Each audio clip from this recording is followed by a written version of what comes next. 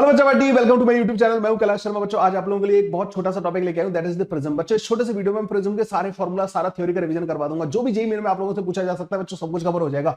Speed थोड़ी ऐसी रहेगी, ज्यादा रहेगी, क्योंकि हमें टॉपिक को जल्दी कवर करना है। सो बच्चों स्टार्ट करते हैं प्रिज्म। लेकिन उससे पहले मैं बता दूं, ये एक तरीके से डेमो क्लासेस है जो हमारा क्रैश कोर्स हमारी प्रेपजीत ऐप पे स्टार्ट होने वाला है। फर्स्ट फेब से बच्चों क्रैश कोर्स स्टार्ट होने वाला है। इसी एनर्जी के साथ, इसी एक्साइटमेंट के साथ मैं आप लोगों को 2 महीने तक आपके मेंटोर करने वाला हूं बच्चों, आपके जेईई मेन अप्रैल अटेम्प्ट के लिए और साथ ही साथ जेईई एडवांस अटेम्प्ट के लिए। सो 28 तक बच्चों आपके पास अभी भी मौका है। 28 ऑफ जैन से पहले जल्दी से हमारे क्रैश कोर्स को ज्वाइन कर लो, अदरवाइज बच्चों प्राइस हाइक आपको देखने को मिलेगी, क्योंकि इस बार सीधा सा कॉन्सेप्ट है, bargain for quality not for the price. बच्चों प्राइस आपको किसी भी तरीके से कम होता हुआ इन कोर्सेज में नहीं दिखेगा। सो जितना जल्दी जुड़ोगे उतने अच्छे प्राइस पे आप हमारे साथ जुड़ जाओगे, क्योंकि मेहनत बहुत करने वाला हूं बच्चों मैं आप लोगों के साथ मिलकर। इसलिए कह रहा हूं जल्दी जुड़ जाओ, जिससे कि आप लोगों को हाई प्राइस पे कोर्स खरीदना ना पड़े। ऐसा हो भी हो सकता है कि आप लोगों को बाद में आगे मन करेगा कि क्रैश कोर्स खरीद लेना चाहिए था, सर ने इतना अच्छा कंटेंट कवर कर रखा है, सारे लोग तो इसी के बारे में बात कर रहे हैं, क्योंकि ऑलरेडी मुझे जितने बच्चे चाहिए थे उस बैच के अंदर बच्चों, उतने बच्चे एनरोल हो चुके हैं, और उन बच्चों के साथ मैं अपने क्रैश कोर्स को धुआंधार तरीके से आगे लेके जाने वाला हूं। सो बच्चों स्टार्ट करते हैं आज का टॉपिक प्रिज्म। प्रिज्म की जो थ्योरी है बच्चों, फॉर्मूलाज है, कौन कौन से कॉन्सेप्ट हैं जो हमें पता होने चाहिए। पहले तो हम बात करते हैं बच्चों प्रिज्म के बारे में। प्रिज्म होता क्या है? ये एक होमोजीनियस, मतलब जो यूनिफॉर्मिटी इन मटेरियल जो होती है, पूरे का रिफ्रैक्टिव इंडेक्स सेम हो, सॉलिड है, ट्रांसपेरेंट है, रिफ्रैक्टिंग मीडियम है, जो कि बाउंडेड बाई 2 प्लेन सरफेस होता है, जो एक दूसरे के साथ इंक्लाइन हो रखे होते हैं किसी एंगल पे। सो बेसिकली अगर देखा जाए बच्चों, जब 2 पैरेलल सरफेस होते हैं ना, उनको हम ऑलरेडी पढ़ चुके होते हैं। जब प्रिज्म पढ़ने आते हैं ना, तो हम पैरेलल सरफेसेस को पढ़ चुके होते हैं, पैरेलल स्लैब में पढ़ चुके होते हैं, कंपोजिट स्लैब में पढ़ चुके होते हैं। लेकिन जब 2 सरफेसेस के बीच में एंगल आ जाता है, तो हम उन पे होने वाले रिफ्रैक्शन को प्रिज्म के अंडर पढ़ते हैं बच्चों, ठीक है। सो एक homogeneous transparent refracting medium bounded by 2 plane surface inclined at each other is called a prism. So बच्चों कुछ इस तरीके का प्रिज्म दिखता है, इसका एक क्रॉस सेक्शन होता है ना, वो इस तरीके का दिखता है। सो बच्चों जिन 2 सरफेस पे रिफ्रैक्शन हो रहा होता है, जिन 2 सरफेसेस पे रिफ्रैक्शन हो रहा होता है, मान लो लाइट इस वाले पे आई, इस वाले के बाद बच्चों रिफ्रैक्ट होकर यहां पे गई, और यहां से रिफ्रैक्ट होकर बच्चों इधर निकल गई, तो इन दोनों सरफेसेस को बच्चों बोला जाता है रिफ्रैक्टिंग सरफेस। जिन 2 सरफेस पे रिफ्रैक्शन हो रहा होता है बच्चों, उनको बोला जाता है रिफ्रैक्टिंग सरफेस। तो यहाँ पे जो ए बी और ए सी वाला फेस है ना बच्चों, ये रिफ्रैक्टिंग सरफेस कहलाएंगे। इन दोनों सरफेसेस के बीच का जो एंगल है बच्चों, उसको प्रिज्म एंगल बोला जाता है, एपेक्स एंगल बोला जाता है, रिफ्रैक्टिंग एंगल बोला जाता है। और जो सामने वाला बच्चों थर्ड सरफेस होता है, उसको हम बच्चों बेस बोलते हैं। तो बेस, रिफ्रैक्टिंग सरफेस और refracting angle, apex angle, prism angle, क्या ये सारा का सारा आप लोगों को क्लियर हो गया भाई? ये होता है बच्चों प्रिज्म के बारे में। पहले तो प्रिज्म होता क्या है, ठीक है। उसके बाद आते हैं बच्चों, प्रिज्म जनरली डेविएशन प्रोड्यूस करने के काम आता है। मतलब ना प्रिज्म की जो ज्यादातर डिस्कशन होता है ना, that is about what how much deviation is produced by this prism. So बच्चों जब लाइट रे जब इसके प्रिज्म के किसी सरफेस पे इंसिडेंट होती है, रिफ्रैक्टिंग सरफेस पे इंसिडेंट होती है, मान लीजिए यहाँ पे जो सरफेस पे नॉर्मल जो था, उसके साथ इंसिडेंट रे का एंगल था आई के बराबर। ये है बच्चों इंसिडेंट रे, ठीक है, ये इंसिडेंट रे आई यहाँ पे, ठीक है। कौन से क्वेश्चन पूछे जाते हैं बच्चों? इस पे ज्यादातर डेविएशन के क्वेश्चन पूछे जाते हैं। तो डेविएशन कितना सफर करेगी कोई भी रे बच्चों, ये मैं सारा का सारा आपको बताने वाला हूँ। तो यहाँ पे बच्चों कोई इंसिडेंट रे आई, यहाँ पे इधर से ऐसे आएगी, यहाँ पे रिफ्रैक्ट होकर चली जाएगी, तो अंदर एंगल ऑफ रिफ्रैक्शन यहाँ R1 बोला है। जब बच्चों वो दूसरे वाले सरफेस पे आएगी ना, तो यहाँ पे एंगल ऑफ इंसिडेंस R2 बोलते हैं हम लोग ना इसको। और जब लाइट रे निकल के जाएगी ना बच्चों, तो यहाँ पे नॉर्मल के साथ जो एंगल होगा बच्चों, उसको हम ई बोलते हैं। नॉर्मल के साथ जो एंगल होगा, नॉर्मल के साथ। और ये बच्चों हमारी इमरजेंट रे होगी, जो फाइनली जो निकल के जा रही होगी ना प्रिज्म से, वो इमरजेंट रे बच्चों हमारे पास ये होगी। तो इंसिडेंट रे और इमरजेंट रे, इंसिडेंट रे और इमरजेंट रे की डायरेक्शन बदल गई है बच्चों। तो कितने से बदली है बच्चों, उसी को हम डेविएशन बोलते हैं। डेविएशन फाइंड करने का तरीका क्या होता है बच्चों, हमें यहाँ पे क्लियरली दिखाई दे रहा है कि जो हमारी ओरिजिनल डायरेक्शन थी ना, वो ये वाली थी, और जो फाइनल डायरेक्शन है बच्चों, वो बेसिकली कौन सी वाली है? ये वाली। तो देखो यहाँ पे तुम्हें ऐसा दिख रहा होगा कि पहले रे जो है ना, यहाँ पे डेविएट हुई है, ये डेल्टा 1। ये जो डेविएशन है ना बच्चों, इसको बोलते हैं डेल्टा 1। पहले इधर जाना था इसको, लेकिन अभी इधर जा रही है, तो डायरेक्शन में कितना डेविएशन आया? डेल्टा 1 के बराबर। अब ये जैसे इधर की तरफ जा रही थी बच्चों, तो फिर इसमें कितना डेविएशन आ गया है इधर की तरफ, अभी इधर जाने लगी है, तो ये डेल्टा 2 कहलाएगा। ये डेल्टा 2 कहलाता है बच्चों, ठीक है। डेविएशन डेल्टा 1 और डेल्टा 2 दोनों क्लॉकवाइज सेंस में हो रहा है, दोनों डेविएशन क्लॉकवाइज सेंस में हो रहा है। तो जो टोटल डेविएशन होता है ना बच्चों, जो ये प्रिज्म की वजह से इस रे सफर करेगी, वो डेल्टा 1 प्लस का डेल्टा 2 के बराबर होगा। 2 बार आपको रिफ्रैक्शन में डेविएशन का फॉर्मूला लगाना है, क्योंकि इस वाले सरफेस पर रिफ्रैक्शन हो रहा है और इस वाले सरफेस पर रिफ्रैक्शन हो रहा है। तो अगर आप लोग देखो बच्चों, तो यहाँ पे जो डेविएशन जो डेल्टा 1 है ना, क्या आप लोगों को ये समझ में आ रहा है कि ये नॉर्मल है और ये इंसिडेंट रे है? इंसिडेंट रे को यहाँ पे आपने इधर एक्सटेंड कर दिया है, ये जो रेड वाली लाइन है ना, ये इंसिडेंट रे वाली लाइन है। नॉर्मल बच्चों यहाँ पे इस तरीके से है, ठीक है। ये वाली लाइन नॉर्मल वाली लाइन है, तो ये पूरा एंगल आई के बराबर था, तो ये पूरा एंगल भी आई के बराबर होगा बच्चों। ये वाला एंगल आई के बराबर होगा, उसमें से R1 माइनस कर दिया जाए, तो ये वाला एंगल आ जाएगा मेरा छोटा सा एंगल, ठीक है, डेल्टा वन, तो डेल्टा वन की वैल्यू आ जाएगी बच्चों आई माइनस का आर वन के बराबर, आई माइनस का आर वन के बराबर डेविएशन आ गया। अब बच्चों जब ये रे इधर जा रही होगी ना तो ये एंगल आर टू के बराबर है, तो ये वाला भी एंगल आर टू के बराबर होगा। यहाँ पे मुझे दिख रहा है कि ये जो पूरा बड़ा वाला एंगल है ना ये ई है, एंगल ऑफ इमरजेंस, उसमें से R2 माइनस कर दिया जाए तो ये वाला डेविएशन आ जाएगा। ये वाला देखो अभी रे की जो डायरेक्शन थी ना वो ये वाली थी, इधर जाना था इसको, लेकिन जा वो इधर रही है तो डेविएट ये हुई। ठीक है, तो इस डेविएशन को कैसे पता करूंगा, ये पूरा एंगल E के बराबर है, ये R2 के बराबर है, ये वाला R2 है तो ये वाला R2 होगा, तो R2 E में से R2 माइनस कर दिया जाए तो मेरे पास ये वाला एंगल आ जाएगा, ये वाला। ठीक है, तो डेल्टा 2 जो होगा बच्चों वो हो जाएगा मेरे पास E माइनस का R2 के बराबर। दोनों डेविएशन अगर ऐड कर दिए जाए तो मेरे पास नेट डेविएशन आ जाएगा बच्चों, net deviation I plus I minus का R1 प्लस का E माइनस का R2 के बराबर होगा। I और E को एक तरफ कर लो बच्चों, R1 और R2 को एक तरफ कर लो, तो I प्लस का E माइनस का R1 प्लस का R2 होता है। बच्चों ये जो R1 और R2 होता है ना ये A के बराबर होता है, R1 plus R2 is equal to A होता है। ज्योमेट्री से आप इसको बड़े आराम से प्रूव कर सकते हो, आप लोगों ने पढ़ रखा है, this is a revision class, you already know that कि R1 और R2 A के बराबर होता है, फॉर्मूला रिवीजन करा रहा हूं मैं आपको ना। तो R1 और R2 बच्चों A के बराबर होता है, तो यहां पे रख दोगे तो डेविएशन का बच्चों आपके पास एक खूबसूरत सा फॉर्मूला बन जाएगा, deviation is equal to I plus का ई माइनस का ए के बराबर, एंगल ऑफ इंसिडेंस प्लस का एंगल ऑफ इमरजेंस माइनस का एंगल ऑफ द प्रिज्म। ये होता है बच्चों डेविएशन का फॉर्मूला, बहुत ही इंपॉर्टेंट फॉर्मूला है। और जहां पे जो इंपॉर्टेंट फॉर्मूला होते हैं ना बच्चों वो ये होते हैं कि सराउंडिंग का refractive index into sine i is equal to prism का refractive index into sine r. एक ये वाला फॉर्मूला साइन आर वन, एक तो ये बच्चों यहाँ पे स्नेल्स लॉ लगा सकते हो, दूसरा बच्चों N of prism sine R two, दूसरे वाले सरफेस पे भी स्नेल्स लॉ लगा सकते हो, n of surrounding into sine e. ठीक है, ये बच्चों स्नेल्स लॉ इंपॉर्टेंट है, R1 प्लस का R2 is equal to A important है बच्चों, कुछ भी इनसे रिलेटेड भी पूछा जा सकता है, कोई नॉर्मल डेविएशन वाला केस बना देंगे बच्चों तो आपसे इसी से रिलेटेड इंफॉर्मेशन लेंगे ये। ठीक है, इस तरीके से बच्चों ये तीनों चारों फॉर्मूलाज बहुत इंपॉर्टेंट है प्रिज्म के बारे में। डेविएशन का फॉर्मूला है N1 sin I equal to N, मतलब ये N surrounding sin I equal to N prism sin R1, वो स्नेल्स लॉ बच्चों ना, सिंपल सा स्नेल्स लॉ लगता है, इन एंगल्स के बीच में आपस में रिलेशन पता करना है, स्नेल्स लॉ से करेंगे। और डेविएशन का फॉर्मूला आई प्लस का ई माइनस का ए के बराबर होता है। ठीक है, अब आता है बच्चों यहाँ पे मिनिमम डेविएशन का कॉन्सेप्ट। डेविएशन का मिनिमम डेविएशन क्या होता है बच्चों, तो इसके लिए बच्चों डेविएशन मिनिमम बताने से पहले मैं आप लोगों को लेकर चलूंगा deviation versus angle of incidence का एक ग्राफ होता है बच्चों ना। एंगल ऑफ इंसिडेंस को हम और डेविएशन को और एंगल ऑफ इंसिडेंस को प्लॉट करते हैं, ये एक्सपेरिमेंटली करते हैं बच्चों ना। अगर आप इन दोनों का एक दूसरे के में मतलब डिपेंडेंस पता करोगे ना, इसका फॉर्मूला पता करोगे, deviation as a function of i पता करोगे बच्चों, बहुत ही गंदा सा कॉम्प्लिकेटेड फॉर्मूला आता है। कैसे आप बोलोगे सर कैसे आता है, कुछ डेरिवेशन करने का कोई तरीका है क्या? बिल्कुल है भाई, हमारे पास हर चीज है। ठीक है, तो जैसे ये डेविएशन का फॉर्मूला है ना बच्चों, इसमें तो मैं ई को आई के टर्म्स में लाके रखना है, तो डेल्टा इज इक्वल टू आई तो है ऑलरेडी, ये ई की वैल्यू कहां से निकलेगी बच्चों, यहां से, तो R2 की वैल्यू क्या रखनी पड़ेगी, a माइनस का R1 के बराबर, फिर R1 की वैल्यू i के टर्म्स में लाके रखोगे, बहुत ही गंदा सा फॉर्मूला आएगा। ठीक है, e को यहाँ पे आपको फंक्शन ऑफ i लाके रखना है और माइनस का a करना है, बहुत गंदा सा फॉर्मूला आएगा। तो इस वाले ग्राफ को बच्चों उस तरीके से तो प्लॉट कर नहीं सकते, इक्वेशन से तो प्लॉट कर नहीं सकते, तो एक्सपेरिमेंटली बच्चों इस तरीके का ग्राफ मिलता है हमें ना, इस तरीके का। ठीक है, एक होती है बच्चों थ्योरम, प्रिंसिपल ऑफ रिवर्सिबिलिटी होता है बच्चों, उससे भी इसको प्रूव करते हैं। इस ग्राफ में बच्चों हमें यहाँ पे देखते हैं कि कोई भी जो डेविएशन होता है ना, एक नॉर्मल डेविएशन हमें दो एंगल ऑफ इंसिडेंस में मिल रहा होता है। एक एंगल ऑफ इंसिडेंस मान लो θ1 के बराबर है, उस केस में अगर एंगल ऑफ इमरजेंस θ2 के बराबर है, तो जब एंगल ऑफ इंसिडेंस θ2 होता है तो उस टाइम पे एंगल ऑफ इमरजेंस बच्चों θ1 के बराबर आता है और हमें सेम डेविएशन मिल रहा होता है। इसका मतलब क्या हुआ, अगर किसी केस में एंगल ऑफ इंसिडेंस θ1 के बराबर है और उस केस में एंगल ऑफ इमरजेंस θ2 के बराबर है, तो डेविएशन का फॉर्मूला क्या बनेगा इस वाले केस में, डेविएशन बनेगा आई प्लस का ई, मतलब θ1 प्लस का θ2 माइनस का ए के बराबर, ये बनेगा ना डेविएशन का फॉर्मूला। आप बोलोगे यस सर।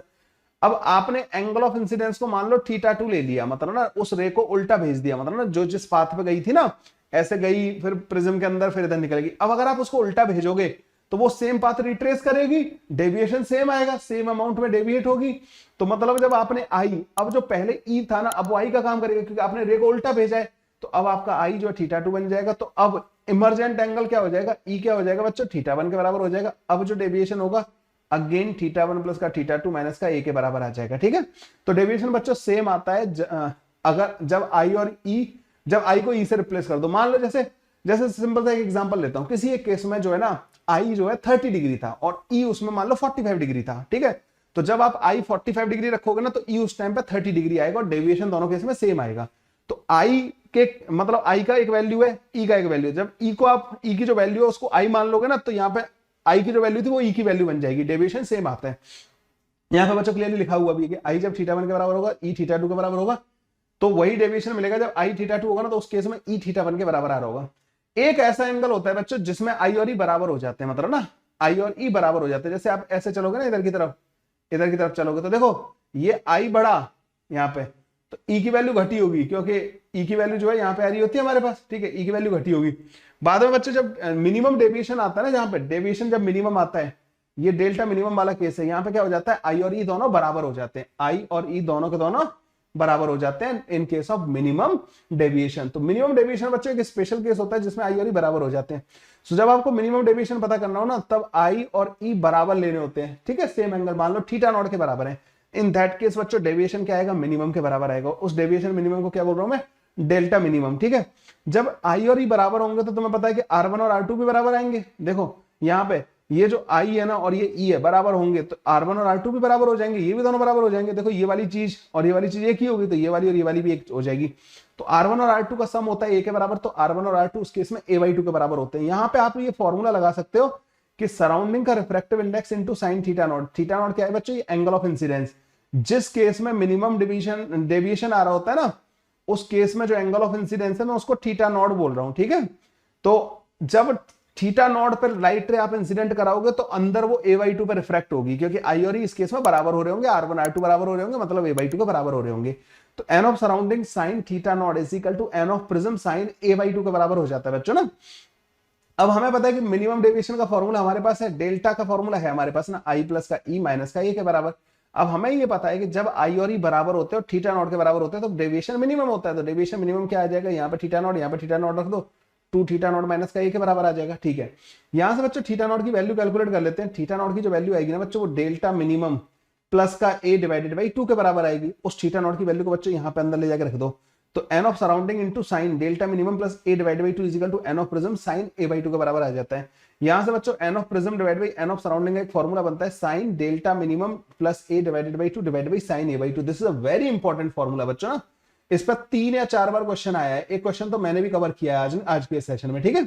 3-4 बार बच्चों इसी कॉन्सेप्ट में क्वेश्चन आ चुका है, तो इसको तो बच्चों आप लोगों को बिल्कुल एकदम रट्टा मार के जाना चाहिए। तो जब डेविएशन मिनिमम होता है तब आई और ई बराबर होते हैं, R1 R2 बराबर होते हैं बच्चों, और उस केस में डेविएशन आपको मिनिमम मिलता है। बच्चों क्या ये ग्राफ आपको पैराबोलिक लग रहा है, ये पैराबोलिक नहीं होता। सेक्शन रीजन में पूछ लिया जाए तो कर लेना, ये बहुत ही कॉम्प्लेक्स है, इसका एक्सप्रेशन आता है बच्चों। ये पैराबोलिक कुछ नहीं होता, ठीक है, बहुत ही ये इस तरीके का ग्राफ होता है बच्चों। आप ये करोगे सर ये आपने आई की वैल्यू 0 क्यों नहीं ली, तो यहाँ पे कुछ कंडीशंस होती हैं बच्चों। अगर प्रिज्म का एंगल क्रिटिकल एंगल से, क्रिटिकल एंगल समझते हो बच्चों, sine C is equal to N rare divided by N denser, ठीक है। अगर आपको प्रिज्म का एंगल जो एपेक्स एंगल जिसको बोलते हैं, अगर वो क्रिटिकल एंगल से छोटा होता है ना, तो बच्चों हर एक लाइट दूसरे वाले से, मतलब TIR नहीं होता यहाँ पर ना दूसरे सरफेस पे। तुम्हें पता होगा पहले लाइट एयर से एंटर कर रही है प्रिज्म के अंदर, प्रिज्म से फिर दोबारा एयर में जा रही है। तो जब प्रिज्म से दोबारा एयर में जारी होती है, डेंसर से रेयर मीडियम में जारी होती है, तो वहां पे एक पॉसिबिलिटी बनती है TIR की। तो TIR नहीं होगा अगर ए जो है ना angle of the prism critical angle से छोटा है। एंगल ऑफ द प्रिज्म अगर क्रिटिकल एंगल से छोटा है तो छोटा है बच्चों, तो कभी भी TIR नहीं होगा। किसी भी एंगल ऑफ इंसिडेंस पे लाइट भेज दो, कभी भी TIR नहीं होगा। अगर बच्चों एंगल ऑफ प्रिज्म जो है 2C से बड़ा है, तो किसी भी एंगल पे पहले किसी भी एंगल ऑफ इंसिडेंस पे लाइट भेज देना बच्चों, उसका दूसरे सरफेस पे TIR होगा ही होगा, उधर पास होगी नहीं लाइट, ठीक है। A ग्रेटर देन 2C के लिए सेकंड सर्फेस पे TIR होता ही होता है। अभी तक ऐसा ये कॉन्सेप्ट छुआ नहीं है अभी ना जेईई मेन वालों ने, शायद कभी पूछ ले इससे। तो TIR at the second surface for all angle. मैं इसका रिजल्ट बच्चों प्रूव नहीं कर रहा हूं, आप लोगों को बस इतना ध्यान में रखना है, A लेस देन और इक्वल टू C के लिए बच्चों TIR नहीं होता कभी भी सेकंड वाले सरफेस में। A ग्रेटर देन 2C के लिए हर एक लाइट का TIR होगा, और A अगर C और 2C के बीच में लाई कर रहा है तो यहाँ पे एक आपको एंगल ऑफ इंसिडेंस मिलेगा, उससे छोटे एंगल के लिए TIR होगा। मतलब वो एंगल मान लो थीटा डैश है कि इससे छोटे एंगल्स के लिए, थीटा डैश से छोटे एंगल ऑफ इंसिडेंस के लिए TIR होगा दूसरे वाले सरफेस, और उससे बड़ों के लिए नहीं होगा। तो ये थीटा डैश वो एंगल होता है जिसके लिए एंगल ऑफ इमरजेंस 90 डिग्री आ रहा होता है। कई बार पूछ लिया जाता है कि वो एंगल बताओ जिसके लिए मतलब यहाँ पे TIR ना हो या जस्ट मतलब रे बाहर निकले।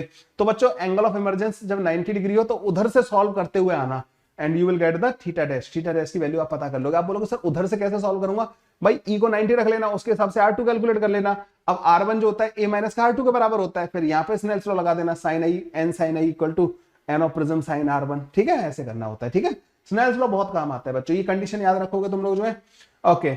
अब आ जाओ बच्चों थिन प्रिज्म। थिन प्रिज्म बहुत इंपॉर्टेंट कॉन्सेप्ट है बच्चों ना, थिन प्रिज्म भी बहुत इंपॉर्टेंट कॉन्सेप्ट है। थिन प्रिज्म होते कौन से प्रिज्म है, इसे बोलते हैं बच्चों एंगल ऑफ द प्रिज्म, ठीक है। ए अगर स्मॉल एंगल है, ए अगर बच्चों स्मॉल है, जो एंगल ऑफ द प्रिज्म है ना बच्चों वो स्मॉल है, कितना 5-6 डिग्री तक हो, 7-8 डिग्री तक भी चल जाता है। 5-6-7-8 डिग्री तक अगर इसका एंगल है बच्चों, तो आप इस प्रिज्म को स्मॉल एंगल कंसीडर कर सकते हो।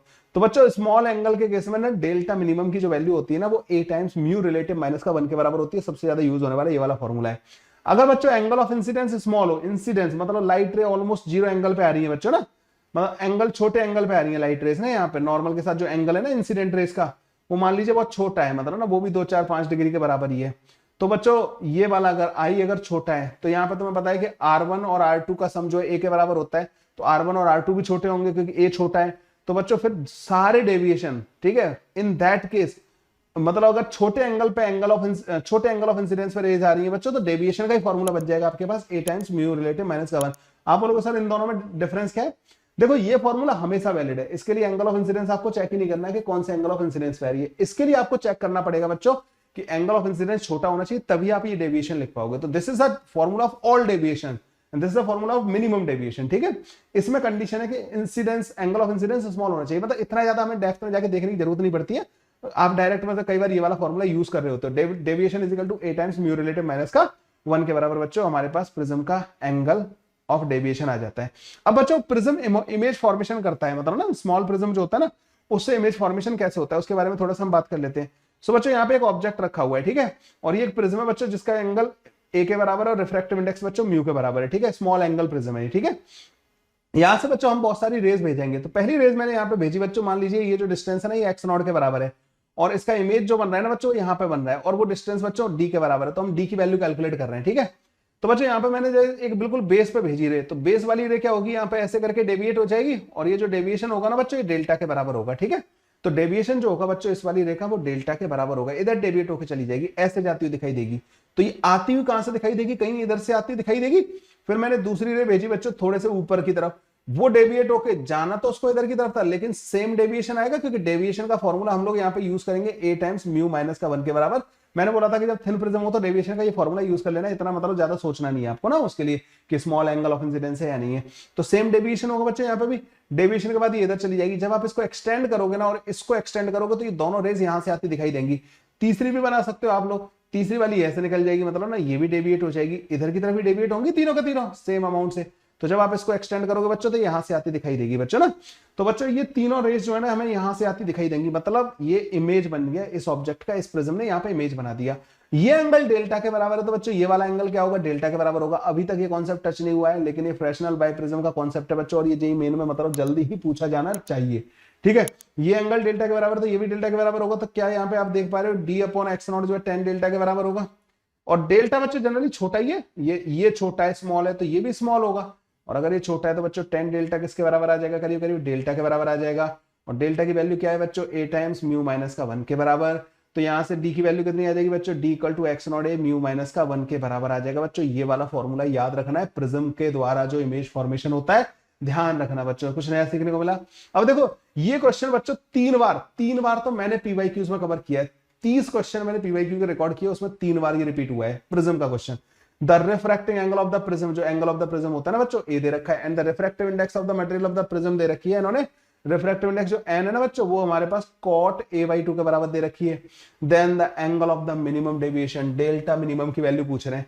अभी मैंने आपको एक फॉर्मूला बताया, N prism divide by N surrounding is equal to sine of delta minimum plus का a divided by 2 divided by sine of a/2। ये वाला फॉर्मूला अभी बताया मैंने तुम्हें। अब सराउंडिंग तो बच्चों एयर ही होगी, है ना। प्रिज्म का रिफ्रैक्टिव इंडेक्स उन्होंने cot a/2 दे रखा है, तो इसको लिख सकता हूं मैं cos a/2 divided by sin a/2, ऐसे लिख सकता हूं मैं इसको, sin a/2। देखो sin a/2 से sin a/2 काट देंगे, एक इस फॉर्मूले से क्वेश्चन सॉल्व हो जाएगा, और ऐसे मल्टीपल टाइम रिपीट होते हैं, ठीक है। अब इस cos को क्या करना बच्चों, साइन में कन्वर्ट कर लेना, इसको लिखना sin 90 माइनस का a डिवाइडेड बाई 2, ये cos a/2 के बराबर होता है। अच्छा ये आ जाएगा बच्चों हमारे पास साइन डेल्टा मिनिमम प्लस का a डिवाइडेड बाई 2 के बराबर, ठीक है, ये आ गया हमारे पास। अब हम क्या करेंगे, इसको इधर ले जाएंगे, इसको लिख देंगे delta minimum is equal to 2 को इधर भेज देना, दोनों एंगल बराबर कर दो बच्चों, तो 180 माइनस का a, और एक ये वाला जो a होगा ना यहाँ पे डेल्टा मिनिमम प्लस ये भी इधर चला जाएगा। तो देखो बच्चों 180 माइनस का 2a आंसर आ जाता है। ये बच्चों 3 बार तो मतलब मैंने कुछ क्वेश्चंस कवर किए, 30 क्वेश्चंस कवर किए, उसमें 3 बार रिपीट हुआ था 180 माइनस का 2a के बराबर। ये क्वेश्चन बच्चों बहुत इंपॉर्टेंट क्वेश्चन है, याद रखना बच्चों। इस तरीके से बच्चों मैंने आज आप लोगों की थोड़ी सी बहुत ही क्विक मतलब बहुत ही जल्दी तरीके से मतलब एक हेल्प की है यहाँ पे, जिससे कि आप प्रिज्म का एक जल्दी क्विक रिवीजन करके जा सको। उम्मीद करता हूँ ये सेशन पसंद आया होगा बच्चों। पसंद आए तो लाइक कर देना यार, थोड़ा सा शेयर कर देना अपने दोस्तों के साथ कि भाई तेरे को छोटे छोटे वीडियो से अगर रिवीजन करना है तो कैलाश सर के चैनल पे आ जा, प्रेपजी चैनल पे। और यहाँ पे सर आपकी जेई मेन की प्रिपरेशन करा रहे हैं बहुत कुछ बच्चों। आप लोगों के जेई मेन का जो पीवाईक्यूज वाला जो सीरीज है ना वो खत्म नहीं हुआ है बच्चों, अभी वो दोबारा स्टार्ट होगा। 1 Feb से बच्चों पीवाईक्यू सीरीज हम दोबारा स्टार्ट करेंगे, ऐसे ही टुकड़ों टुकड़ों में आपका मैं रिवीजन कराऊंगा। पूरा जनवरी अटेम्प्ट बच्चों जो है ना तब तक मैं आपका रिवीजन कराऊंगा। और कुछ आप लोगों के लिए बच्चों मैं ऐसा भी प्लान कर रहा हूँ कि कुछ टेस्ट सीरीज टाइप का भी प्लान कर रहा हूँ बच्चों, बट वो सारे के सारे रिविलेशन बाद में आएंगे। लेकिन उससे पहले क्रैश कोर्स हमारा जो एडवांस जेई मेन और एडवांस का क्रैश कोर्स जो प्रेपजी ऐप पर लाइव हो चुका है, उस वाले क्रैश कोर्स को ज्वाइन करना मत भूलना। चलिए बच्चों आज का सेशन ये पे खत्म करते हैं। Thank you, bye bye, take care.